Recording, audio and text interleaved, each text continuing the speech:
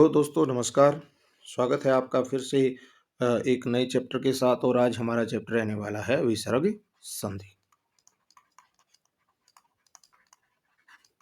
तो हमने देखा कि 3 कक्षाएँ हमने बनाई हैं इसमें, स्वर संधि, व्यंजन संधि और आज है विसर्ग संधि। और ये 3 छोटी-छोटी कक्षाएँ इसलिए बनाई हैं ताकि आपसे कोई भी एग्ज़ाम्पल और कोई भी नियम छूट ना पाए और इन क्लासों को देखने के बाद आपको कहीं से भी कुछ तैयारी करने की आवश्यकता नहीं है। बस केवल एग्ज़ाम्पल की आपको प्रैक्टिस करनी है। आपको सारे जो भी आपके एग्ज़ाम में क्वेश्चन है वो सॉल्व हो जाएँगे। चलिए विसर्गों के बाद स्वर या व्यंजन आने पर जो परिवर्तन होता है उसे विसर्ग संधि कहते हैं। तो इसमें ये इसलिए इम्पोर्टेंट है क्योंकि इसमें केवल विसर्ग ही बदलते हैं। ठीक है? विसर्गों को कहीं पर ओ हो जाएगा, कहीं पर रे हो जाएगा, कहीं पर श हो जाएगा, कहीं पर ये बिल्कुल समाप्त यानी कि लोप हो जाएँगे। ठीक है? तो इसमें विसर्ग ही है। तो इसमें विसर्ग के बाद क्या आ जाए, या तो कोई स्वर हो सकता है या फिर कोई व्यंजन हो सकता है। तो जब भी कोई विसर्ग आएगा तो इसको परिवर्तन हो जाता है। चलिएगा, इसके पहले नियम की ओर चलते हैं। ये कहता है कि विसर्गों से पहले अगर जो भी अंतिम वर्ण है, उसमें अगर अ या आ हो, ठीक है? जिस भी वर्ड को विसर्ग लगे हुए हैं, उससे पहला जो लास्ट है वो अक्षर हमें देखना है। अगर उसमें ए है या आ की मात्रा है और आगे कोई स्वर है, वर्ग का तीसरा चौथा अक्षर है, य, र, ल, व, ह ये अक्षर हैं, तो फिर विसर्गों को ओ हो जाता है। विसर्गों को ओ हो जाता है। तो ये इसका पहला नियम है दोस्तों कि जब भी आप जैसे एग्जाम्पल करेंगे हम, मान लो आपका है मनः प्लस में ज, मनः प्लस में ज। तो ये क्या कहता है कि विसर्ग से ये अंतिम अक्षर हमें देखना है। ठीक है? अगर इसमें अ हो या आ की मात्रा हो और आगे कोई स्वर हो, यहाँ पर वर्ग का तीसरा चौथा वर्ग मैंने बताए थे आपको, ये जैसे क, ख, ग, घ, अंग। ठीक है? तो ये तीसरा चौथा अक्षर हो। ऐसे ही च में जब आप जाएँगे तो च, छ, ज, च, छ, ज, झ, य। तो ये तीसरा चौथा, ठीक है? ठ, ठ, ड, ढ, अण। तो ऐसे ही मतलब ये तीसरा चौथा अक्षर हर का ये हो तो विसर्गों को क्या हो जाता है? ओ। तो यहाँ पर न में ए था, तो इसलिए विसर्गों को ओ हो गया। तो क्या बन जाएगा आपका? मनोज बन जाएगा। ठीक है? ऐसे ही आपका यस प्लस में द। अब द कौन सा आ जाता है? देखिए त, थ, द। तो द तीसरा अक्षर है तो इसमें ये लिखा है कि तीसरा अक्षर भी होने पर विसर्गों को क्या बन जाता है? ओ। ये अक्षर देखेंगे हम, स में क्या है? अ। तो अ तो क्या बन जाएगा? यशोदा बन जाएगा। ठीक है? मान लो आपका एक एग्जाम्पल और देख लेते हैं, मन प्लस में हर आ गया आपका, तो क्या बन जाएगा? मनोहर। ठीक है? तो ऐसे ही मतलब आपको विसर्गों को, इस अक्षर को आप पे नज़र रखनी है। यहाँ पर अगर इसमें ए या आ जाता है और आगे कोई भी स्वर आ जाता है या व्यंजन आ जाता है तो आपको विसर्गों को ओ बना देना है। ठीक है? इसका दूसरा नियम क्या कहता है? दूसरे नियम में कहता है कि भई अभी तो आपने आ किया था अंतिम अक्षर में। अब ये कहता है कि आ के अतिरिक्त कोई स्वर आ जाए। आ के अतिरिक्त कोई दूसरा स्वर आ जाए। कोई दूसरा स्वर। ज़्यादातर इसमें ऊ ही रहता है या ई की मात्रा रहती है और ज़्यादा इसमें स्वर नहीं आते। फिर भी इनके बाद विसर्ग हो और आगे फिर यही चीज़ें हों, स्वर हो, तीसरा चौथा अक्षर हो, य, र, ल, व, ह हो, तो ये अपने वर्ग ये फिर विसर्गों को रे हो जाता है। ठीक है जी, ये ध्यान रखना है। देखिए अगर ए आ है तो विसर्गों को ओ बना दिया और ए आ को छोड़कर विसर्ग से पहले किसी अक्षर में दूसरा स्वर आ गया तो आपको विसर्गों को क्या बनाना है? र बनाना। आइए एग्जांपल देख लेते हैं, क्लियर हो जाएगा आपका। मान लो आ गया नी प्लस में आश्रित। क्या आ गया? नी प्लस में आश्रित। ठीक है? अब विसर्गों के बाद ये अक्षर देखेंगे तो इसमें क्या है? ई। तो यानी कि ए आ होता तो हम ओ बना देते। अब ए आ को छोड़कर कोई दूसरा स्वर है तो विसर्गों को रे हो जाएगा।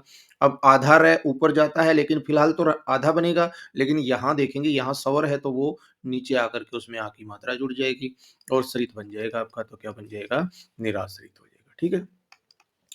जैसे मान लो नी प्लस में झर, तो अब झ कौन-सा होता है? चौथा अक्षर होता है, ठीक है? तो चौथा अक्षर आने पर भी क्या हो जाएगा विसर्गों को र हो जाएगा, तो क्या बन जाएगा आपका निर्झर, जिसको झरना कहते हैं, ठीक है? ऐसे ही आपका हो जाएगा दु प्लस में लब, तो आपका क्या हो जाएगा दुर्लभ। अब क्योंकि ऊपर रह क्यों गया? क्योंकि यहाँ पर स्वर नहीं था, इसलिए र आधा था और आधा र ऊपर जाता है, ठीक है? तो इसलिए ये बन गया आपका दुर्लभ बन गया, ठीक है? तो ये आपका था दूसरा नियम। इसमें विसर्गों के बाद पहले देखना है, अगर अ को छोड़ करके कोई भी और ऐसे आ जाता है, जैसे मान लो दु प्लस में आश्रित आ गया आपका, आश्रित आ गया तो क्या बन जाएगा विसर्गों को र, क्योंकि आगे स्वर है तो स्वर इसमें मिल जाएगा, तो दुराश्रित आपका शब्द बन जाएगा। तो ये दूसरा नियम था। या के अतिरिक्त अगर कुछ भी आता है तो हम क्या कर देंगे, उसको र में बदल देंगे, ठीक है जी। चलिएगा और भी एक दो एग्जांपल देख लेते हैं। जैसे आपका आशी प्लस में वाद आ गया, ठीक है? अब यहाँ पर ई आ गया, दीर्घ ई। तो अब देखिएगा विसर्गों के बाद यहाँ य र ल व आ जाएंगे, तो क्या बन जाएगा वो आपका, यहाँ पर क्योंकि आधा अक्षर है, क्योंकि आगे यहाँ स्वर नहीं है तो इसलिए ऊपर चला जाएगा, तो क्या बन जाएगा आशीर्वाद आपका बन जाएगा, ठीक है? तो पुनर्जन्म बन जाएगा। पुनर्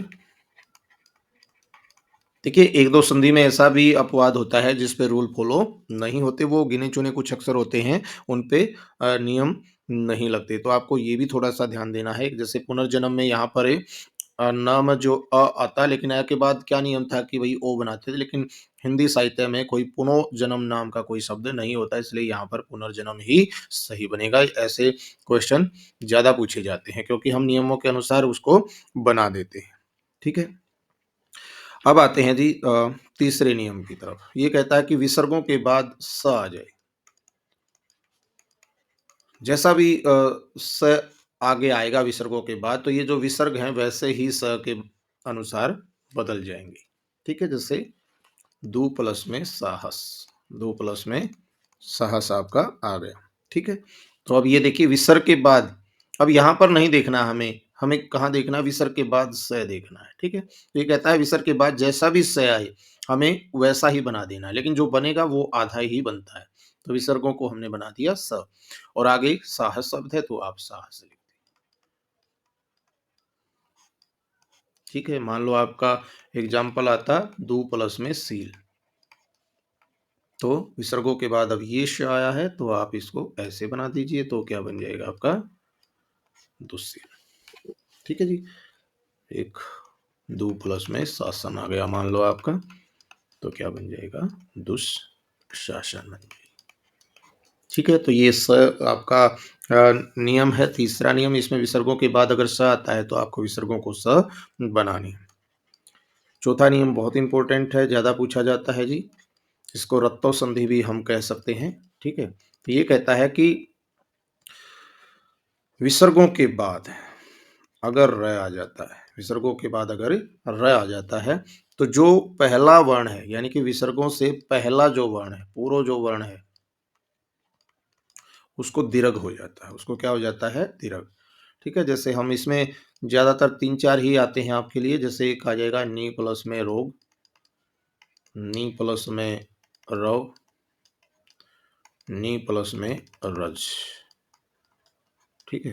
तो ये ज्यादातर यही पूछे जाते हैं इनमें। तो अब देखिए विसर्गों के बाद क्या आ गया? र आ गया। तो अब ये कहता है कि ये विसर्गों का तो लोप हो जाएगा, विसर्ग क्या हो जाएंगे आपके? समाप्त हो जाएंगे बिल्कुल, लेकिन जो उससे पहला, विसर्गों से जो पहला अक्षर है उसमें जो मात्रा है वो बड़ी की हो जाएगी। अगर ए है तो आ हो जाएगा, छोटी ई है तो बड़ी ई हो जाएगी। जैसे अवना में छोटी है तो इसको क्या हो जाएगी? बड़ी। अब ये कहता है विसर्गों का लोप हो जाएगा, यानी कि विसर्ग बिल्कुल खत्म हो जाएंगे और जो बाकी का बचेगा वो यहाँ आ जाएगा, ठीक है? तो अब देखिए विसर्ग खत्म, लेकिन जो इसमें मात्रा है वो बड़ी हो जाएगी, नी, और रव शब्द है आपका तो ये हो जाएगा नीरव। यहाँ पर क्या हो जाएगा आपका? नीरज, ठीक है? तो ये रत्तव संधि आपका कहलाता है। ये आपका चौथा नियम था। और पांचवें नियम में कहता है कि विसर्गों के बाद ये इनमें से कोई ना कोई पूछ लेता है, तो ये इम्पोर्टेंट नियम है आपका। विसर्गों के बाद क, प, फ और ट। क, प, फ, ट हो तो विसर्गों को मूर्धन्य स हो जाता है। विसर्गों के बाद अगर च, छ है तो क्या हो जाता है, ये श हो जाता है। और विसर्गों के बाद अगर आ जाए आपका त, तो आपका ये स हो जाता है। ठीक है, तो देखिएगा एग्जाम्पल करने से क्लियर होंगे आपके। जैसे मान लो आपका आ गया नी प्लस में कपट, नी प्लस में कपट। अब देखिए विसर्गों के बाद क्या आ गया क, तो हम विसर्गों को क्या बना देंगे, ये स बना देंगे, तो आपका क्या बन जाएगा, निस कपट बन जाएगा। ठीक है, अगर आपका नियम आता, उदाहरण आता नी प्लस में पाप, नी प्लस में पाप, अब विसर्गों के बाद पा जाने से क्या हो जाएगा, ये बना देंगे, तो आपका नी श पाप हो जाएगा। ठीक है, मान लो आ जाए फ, अगर यही वर्ड होता आपका नी प्लस में फल, तो क्या बन जाएगा, निश फल बन जाएगा। ठीक है, अगर आ जाए मान लो यहाँ पर धनु प्लस में टंकार, धनु प्लस में टंकार, तो अब देखिए विसर्गों के बाद टा आने से ये बना देंगे श, तो धनुष टंकार। ठीक है, तो ये आपके क, प, फ, ट आने के बाद ये हो जाएगा। च, छ आ जाएंगे तो ये श बना देंगे तालु वाला। तो जैसे नी प्लस में चय आ गया आपका। ठीक है, तो क्या बन जाएगा आपका नी और ये स और चय आपका बन गया। तो ऐसे ही नी प्लस में अगर आता आपका छल, तो क्या बन जाएगा, निश छल बन जाएगा। ठीक है, अगर कहता है कि विसर्ग के बाद तय आ जाए तो ये स बन जाएगा। जैसे नमः प्लस में ते, अब विसर्ग के बाद ये तय आ गया तो विसर्गों को ये स बन जाएगा, तो क्या बन जाएगा, नमस्ते। ठीक है, जैसे मान लो आ गया आपका मन प्लस में ताप। ठीक है, तो विसर्गों के बाद तय आ गया तो स बन जाएगा आपका, तो क्या बन जाएगा आपका, मनस ताप बन जाएगा। ठीक है, तो ये था आपका पांचवा नियम। और इसमें आप विसर्गों के बाद अगर ए आ जाए, एक छोटा सा नियम और है, अगर विसर्गों के बाद क्या आ जाए आपका, ए आ जाए, ठीक है, तो इन विसर्गों का क्या हो जाता है, लोप हो जाता है। ठीक, तो जैसे आपका एक बार ये पूछा था स्टेट में, तो वहां पर उन्होंने क्या गड़बड़ की कि ऑप्शन में उलझा दिए, अतएव, मनोज,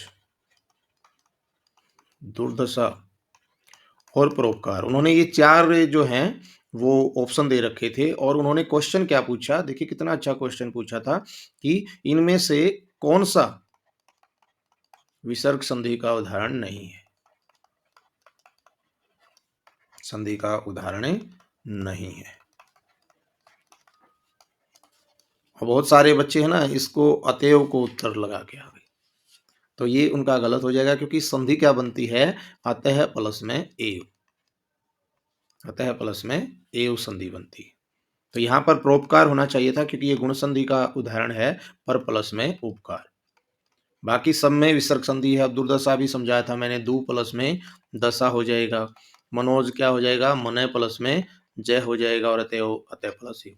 लेकिन ये विसर्ग आने के बाद जब भी ए आ जाएगी तो इन विसर्गों का लोप हो जाता है। लोप होने का मतलब है वो समाप्त हो जाते हैं। तो ये थे आपकी विसर्ग संधि। आपने देखना है कि विसर्ग से पहले अगर ए आ हो तो आपको विसर्गों को ओ बना देना है। विसर्ग से पहले, विसर्ग से पहले अगर ए आ को छोड़कर कोई स्वर हो, छोड़कर कोई स्वर हो, तो आपको विसर्गों को रे बना देना है। विसर्ग के बाद अगर कोई भी स आ जाए आपका तीनों में से, तो विसर्गों को वैसा ही स हो जाएगा जो उसके आगे दिया गया है। और विसर्गों के बाद क, प, फ और ट आ जाए तो ये स बना देना है। विसर्गों के बाद च, छ आ जाए तो आपको ये श बना देना है। विसर्गों के बाद श आए तो आपको ये श बना देना है। विसर्गों के बाद अगर र ए आता है तो विसर्गों का क्या करना है, लोप करना है। विसर्गों के बाद अगर र आए तो इसका लोप करना है, लेकिन जो पहला अक्षर है वो क्या हो जाएगा, दीर्घ हो जाएगा। बस इसमें ज़्यादा नियम नहीं है, तो इसमें यही इंपॉर्टेंट है। ज़्यादातर ओ और र को पूछ लेता है, तो और एक ये जो रत्तों वाला है ये नियम भी काफ़ी इम्पोर्टेंट है। तो ये थी आपकी विसर्ग संधि।